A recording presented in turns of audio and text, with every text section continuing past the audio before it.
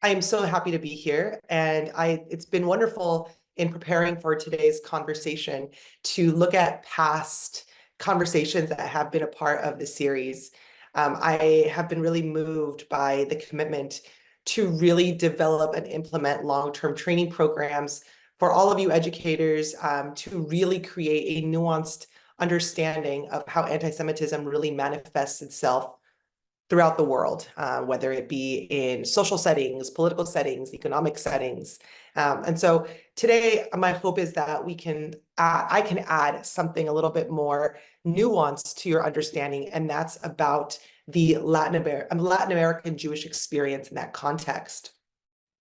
So before I go into it, I also want to say, just going off of what Dali was saying, introducing my organization, Jewtina is a Latin Jewish organization, meaning we serve people who identify as both being Latin, Latino, and Jewish, living in English-speaking North America. So whether that is the United States or in Canada. And because of that, it's that double diasporic experience, which I'll get into in a minute. And then outside of English-speaking North America, we also, of course, we're deeply rooted throughout Latin America, Europe, Israel, wherever it is Latin Jews live, we definitely have a pulse for how their experience is similar or different than other folks in their communities, other Jews in their communities, other Latinos in their communities. Because both of these populations, being both Jewish and Latin American, have experienced mass migration. And so there is this awareness that with that double migration, to an extent, there is this double diasporic experience. Now, I'm curious, who here knows or has known before that there are Jews living in Latin America? Great. I'm glad you're raising your hand. Maybe Murillo and Karen and Mustafa also knew that. But for the reality, it's funny because I currently live in the United States. And growing up in the United States, whenever I would talk to someone, whenever I would meet someone and explain to them that my family was from South America, from Peru, and that we were Jewish, I was met with a lot of confusion and a lot of curiosity and interest.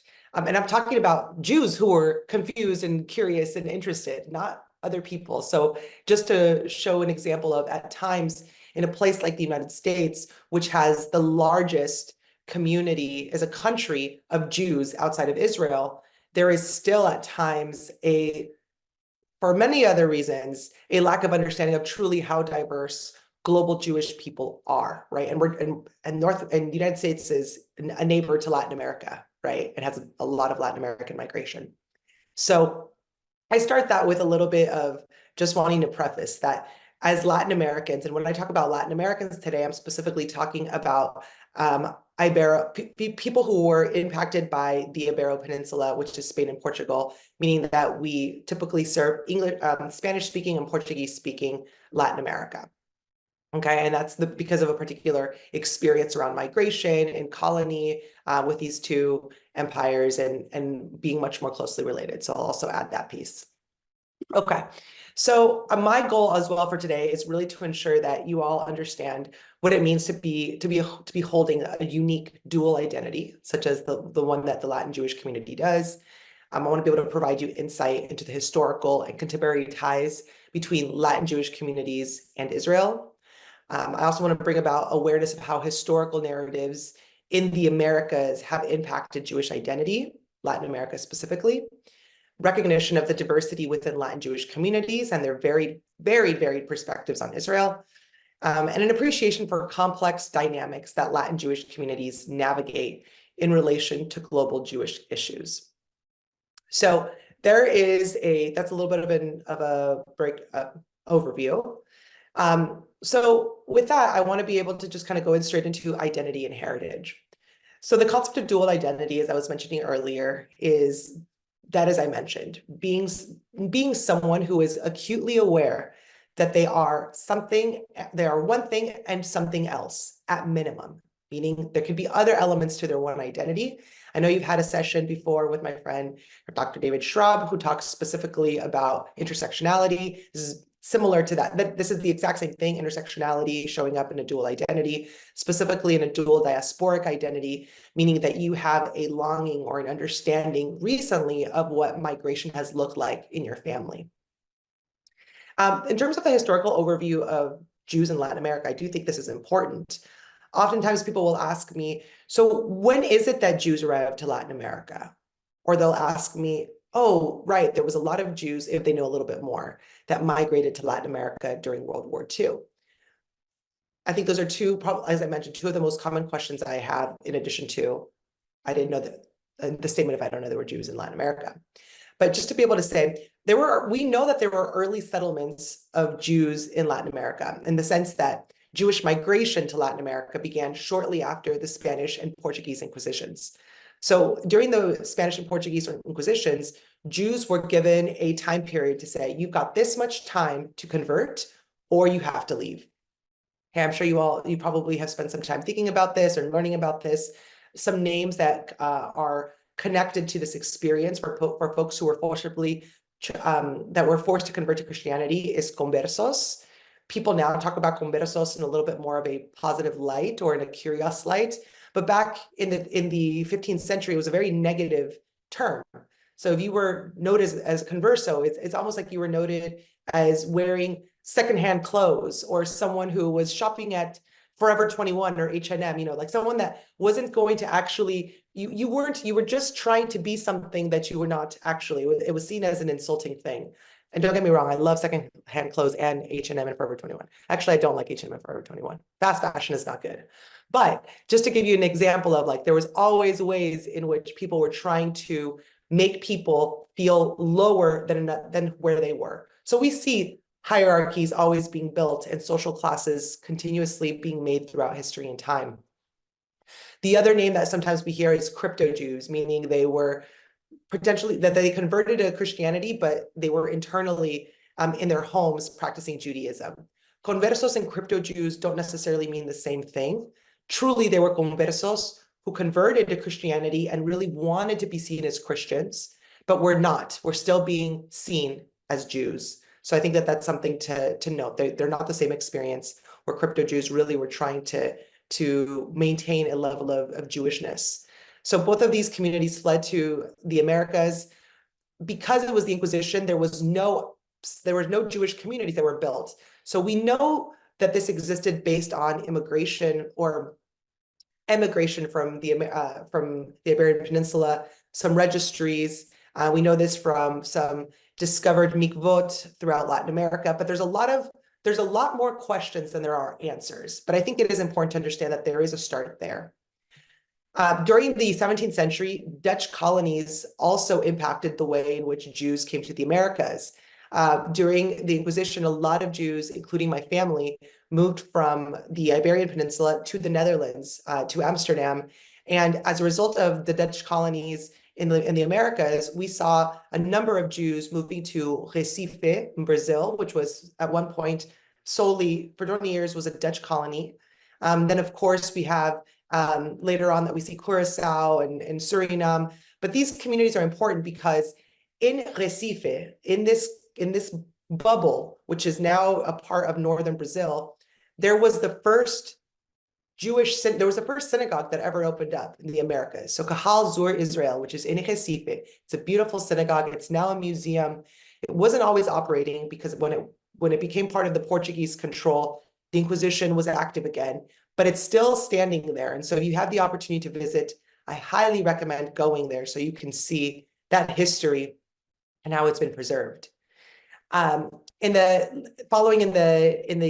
19th century, we also see the rubber boom era. And the rubber boom is what really attracts a number of young Jewish migrants, typically from North Africa, to make their way to parts of the Amazon basin, like Brazil and Peru, to try to become independent and get rich with rubber.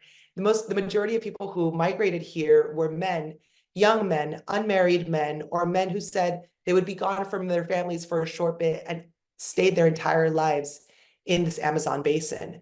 But it's an interesting story because these men who integrated into the communities by marriage, socially, maintained a lot of their Jewish identities and cultures in their families and in their communities. And so today we see that still in a place like Iquitos, Peru, which is in the jungle. People would never expect to find a Jewish community, and yet there they are. And they are descendants of Jews. They are patrilineal Jews, but nonetheless, they have been practicing Judaism for centuries at this point, and that is so central to their identity. Later on in the 19th century, we see even an increase in Jews migrating to Latin America, particularly through initiatives like the Baron de Hirsch colonias model in central Argentina, in a region called Entre Rios, in which, as a result of the pogroms, this very wealthy Frenchman said, I'm going to buy this land and hope that Jews will get here to escape what's happening in Eastern Europe. And they did. People not knowing where they were showing up. We saw the colonies, the colonias being built, and really kind of the early settlement of the Jewish community in a working, in a farming environment.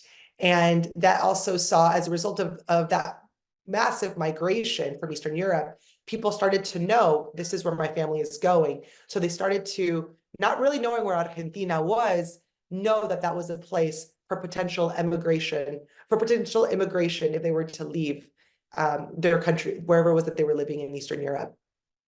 And so that's really where we see Argentina and Brazil populate. During World War II, during World War I and let's start with World War I, early 20th century, the fall of the Ottoman Empire.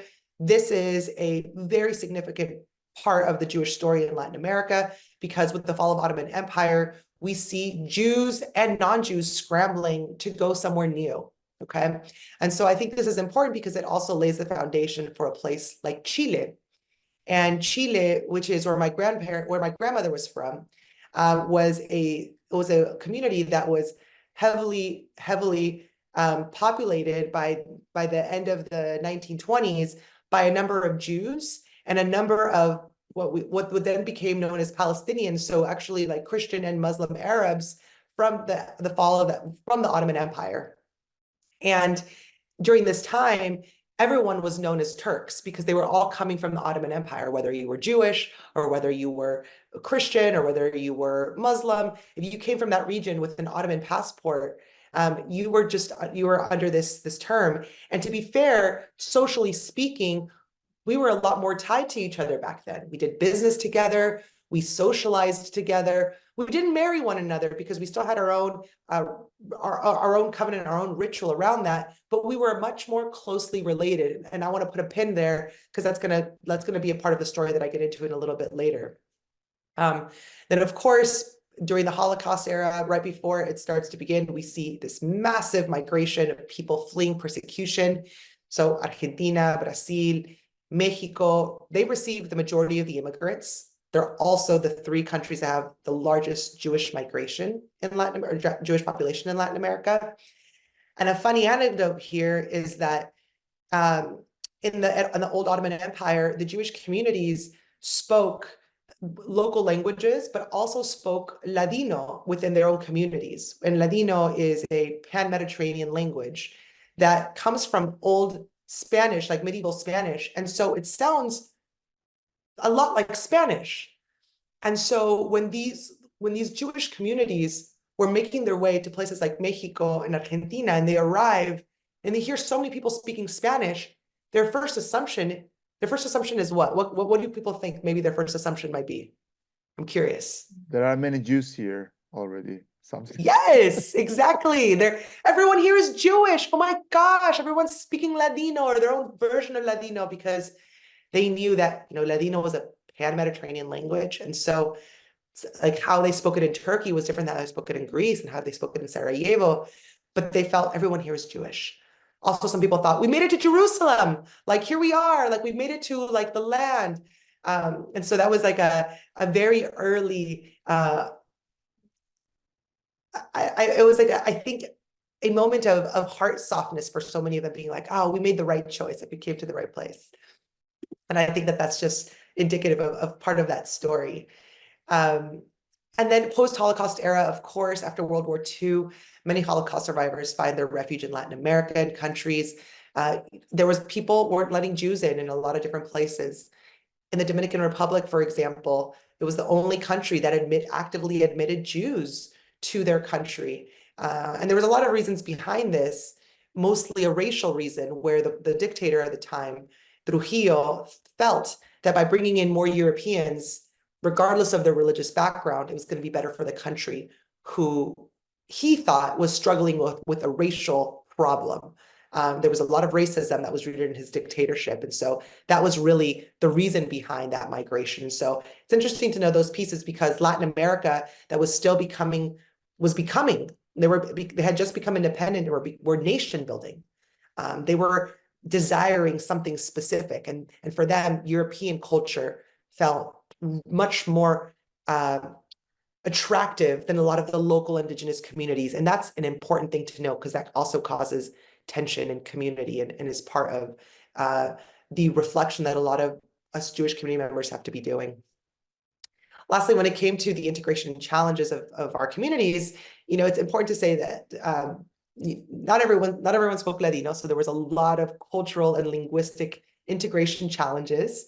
And it was obviously significantly attributed to that immigrant experience. But that being said, Jewish communities in Latin America, in whatever migration wave they were a part of, contributed significantly to the economic story of those particular countries, as well as the cultural life in those new countries.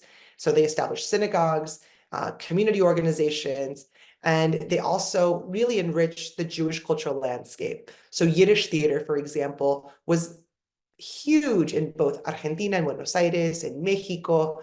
And really, I think some of the people most dedicated to preserving Yiddish as in a linguistic standpoint are coming from Latin America, just because of the way in which Yiddish culture played a significant role in Jewish life there. And so today, where we are in the modern era, Jewish communities are diverse. We encompass a wide range of religious practices and cultural traditions, and we continue to contribute significantly, socially, culturally, politically. But it's not always easy. There's a lot of challenges despite integration. We have faced a lot of economic crises, political instability, and anti-Semitism in various forms.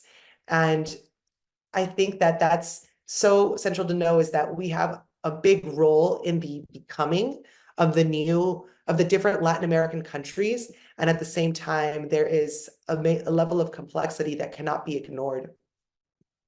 So when it comes to Israel, because I want us to get into this specifically here, what does that mean? So the relationship between Latin American communities and Israel is complex.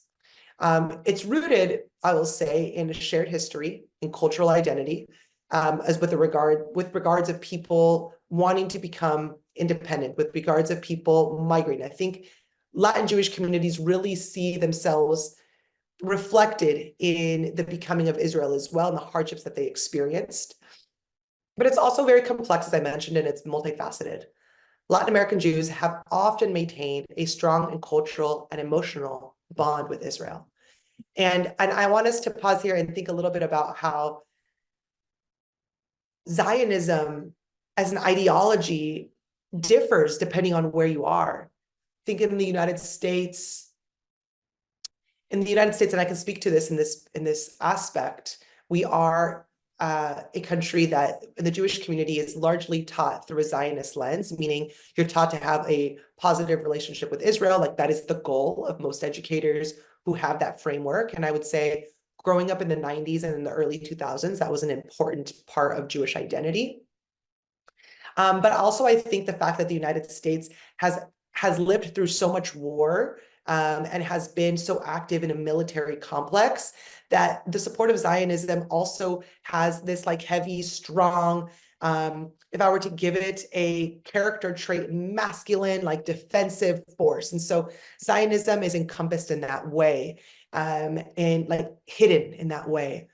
In Latin America, Zionism is more featured around cultural Zionism and connection to Israel in terms of land, in terms of, as I mentioned, a lot of Jews that made their way to Latin America started off in farms and started off really like cultivating new places and building new cities, new communities.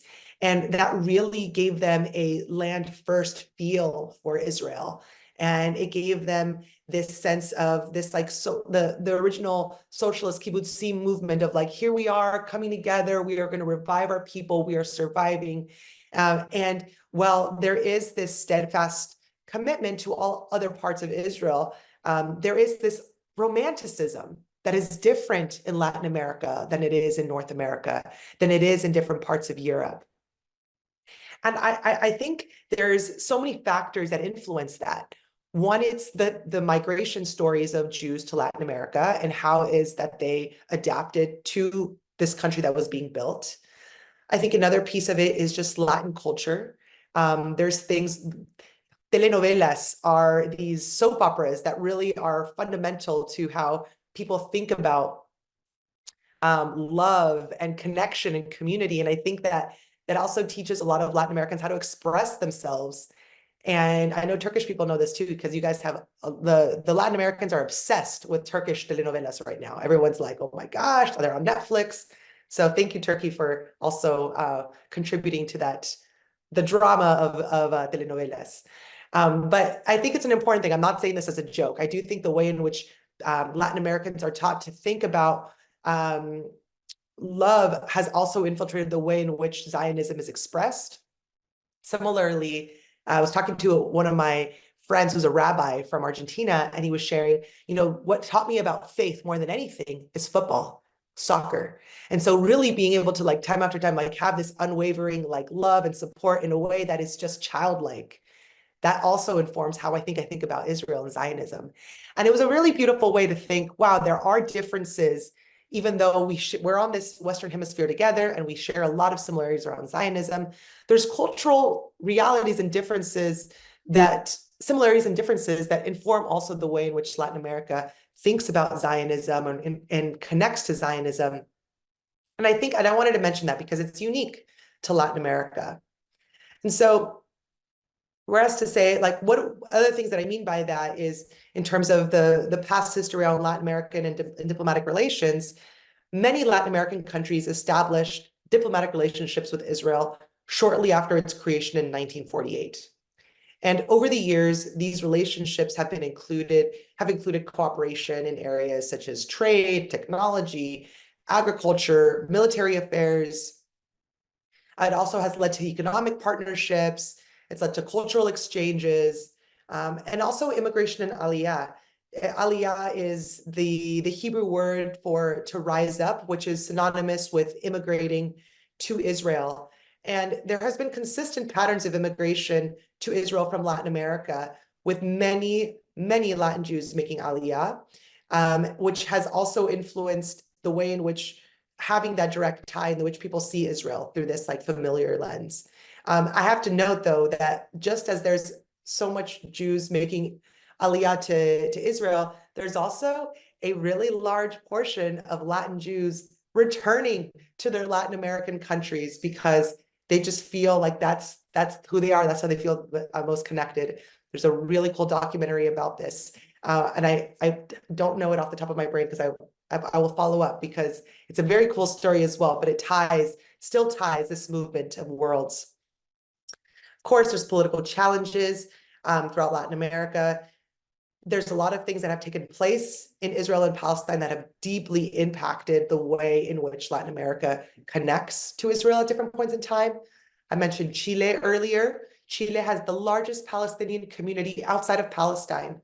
And while the majority of the Palestinians that live in Chile arrived during the fall of the Ottoman Empire, and as I mentioned earlier, had very strong ties with the Jewish communities there because of their shared history, the last 25 years, the last quarter century have been especially difficult in Chile between the Jewish community and the Palestinian community because of mostly what has been taking place in Gaza and the further militarization and occupation of the West Bank. And there is the tensions have grown to where now I'm 38, to where my parents, grandparents, that generation will soon be transitioning out of this world. And only my generation and people after me are going to know the world that exists, which is a much more heated connection between Jews and Arabs. But historically, as I mentioned, it was not like that. My grandmother lived in a shared neighborhood. And even though her family was not from the old Ottoman Empire, they were still called Turcos because as Jews, they were part of this cultural movement. So it's interesting to just see how quickly things can shift and how quickly things can erase a positive reality that was there. And so I know from working with a lot of different Jewish change makers who are really working to find healing space for Jews and Palestinians in Chile, one of those things is trying to remember these places where we once were, and how we can model what positive community can look like, even after times of strife. So I want to say that. And so, of course, as a result of that, Zionism has shifted so much. And also with more information that we have, people have also expanded their own views on their own Jewish identity. The larger your Jewish community is, such as in Argentina and in Brazil, the more variation, the more opportunities you have to express your Judaism. You can identify as a secular atheist Jew and still be the president of your synagogue because you believe in that community and you believe in that cultural experience. And of course, if you're from a smaller community, from Peru, our community now is less than 2,000 in Lima, you might have some variation, and there is, but for the most part, people just kind of trying to find a way in which to just continue being Jewish together. So there are those differences, and that also impacts how diverse views can be on Israel and Israeli policies and politics. So I also want to just go back to this one thing I mentioned earlier around cultural Zionism, and that's the way we know Zionism today is mostly through the nation building, right? The way in which Israel becomes a country. But in the 19th century, when Zionism was being birthed, there are many ways in which to think about Zionism.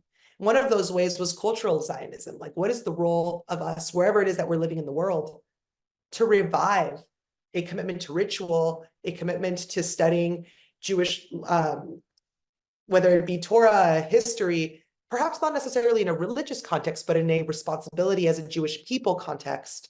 What does it look like to preserve language? What does it look like to take cues around past tefillot, prayers, piyutim, which were hymns, and kind of create our own based on what we know? There was this activeness, and that's still very active, I think, today in Latin America, and I think really informs the Zionism as well that exists today. Is okay, maybe because of a number of economic reasons, we're not going to be traveling to Israel so often, and that's a reality. It's very much more difficult to travel from Latin America to Israel than it is from North America to Israel, than Europe to Israel. And so they find ways in which to connect to culture, language via Jewish education. So those things are important because that really helps us understand how we navigate these complexities today.